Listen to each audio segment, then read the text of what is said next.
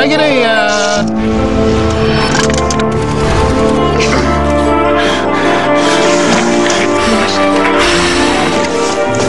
You have to make a change. Bahaya obesitas dalam Islam. Pemirsa, berbicara mengenai kegemukan atau obesitas, siapa sih yang mau? Pasti semua orang menginginkan badan yang ideal dan enak dilihat oleh orang lain. Tapi memiliki badan yang ideal bukanlah hal yang mudah, karena perlu usaha dalam membuat badan menjadi bagus. Banyak orang melakukan hal apapun demi mendapatkan bentuk tubuh yang ideal, mulai dari berolahraga rutin, makan makanan sehat, dan sampai melakukan hal yang ekstrim seperti operasi sedot lemak.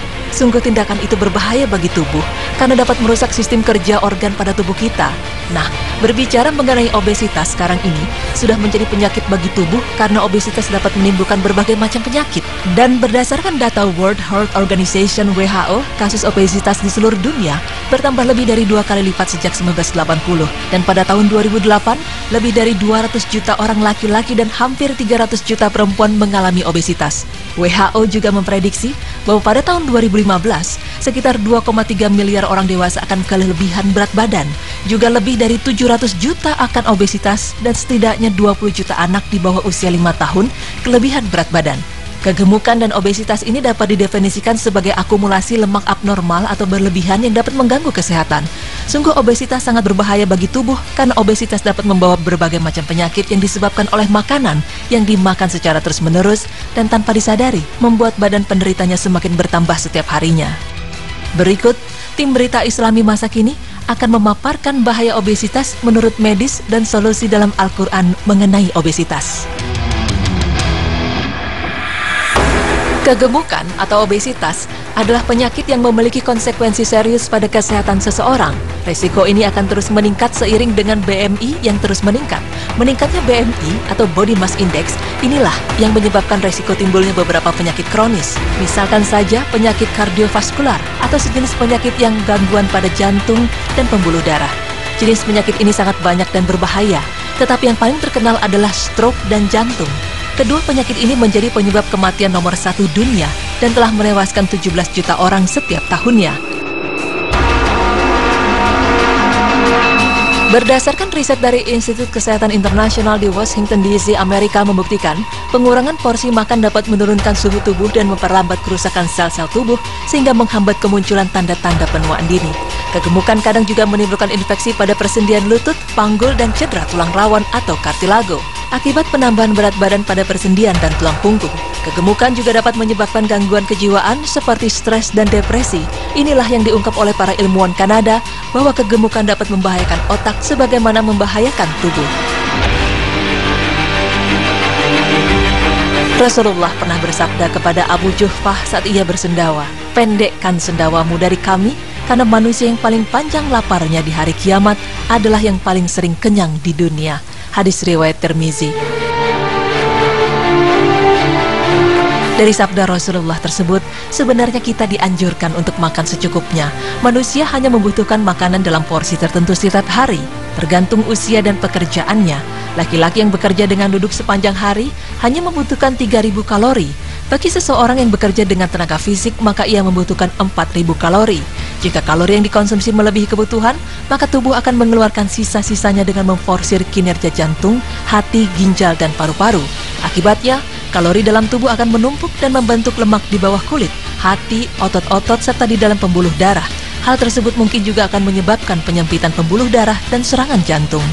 Menurut Profesor Hardinsyah, diet yang baik adalah dengan mengkonsumsi makanan yang rendah kalori dan lemak, dan juga merekomendasikan untuk mengkonsumsi makanan yang beragam namun bukan berarti berlebihan.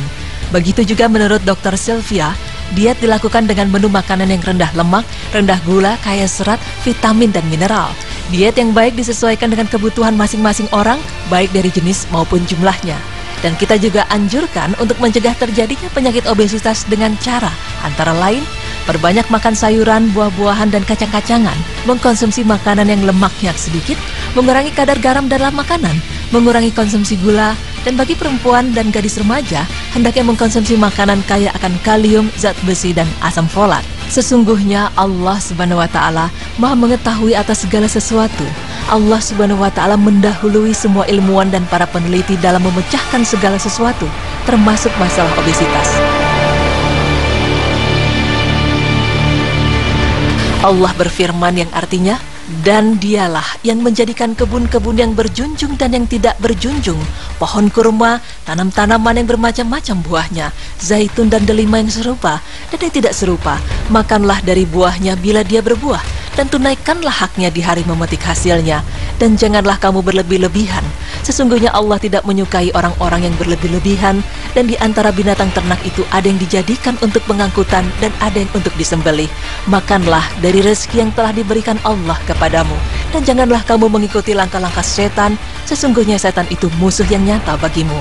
Quran Surah Al-An'am ayat 141 hingga 142. Pemirsa beriman, demikianlah informasi mengenai bahaya akan obesitas yang menimbulkan beragam macam penyakit. Islam memandang obesitas sebagai suatu penyakit yang disebabkan karena kita memakan segala sesuatu secara berlebih-lebihan. Maka hendaknya kita sebagai manusia menghindari segala hal-hal yang berlebih-lebihan, karena yang demikian itu adalah sesuatu yang diperintahkan Allah Subhanahu wa Ta'ala. Sebagaimana dalam firman-Nya, "Hai anak Adam, pakailah pakaianmu yang indah di setiap memasuki masjid. Makan dan minumlah, dan janganlah berlebih-lebihan.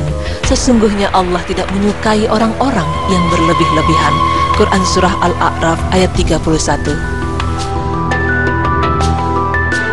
Ketika para ilmuwan di negara Amerika Serikat yang menemukan cara baru untuk mengurangi berat badan seseorang, cara tersebut dilakukan dengan memasukkan balon ke dalam lambung dan meniupnya sampai mengisi sepertiga lambung. Dengan begitu, maka 2/3 lambung masih kosong, dan yang kosong inilah yang diisi makanan dan minuman. Para ilmuwan menyimpulkan langkah ini adalah cara yang efektif untuk menurunkan berat badan. Subhanallah.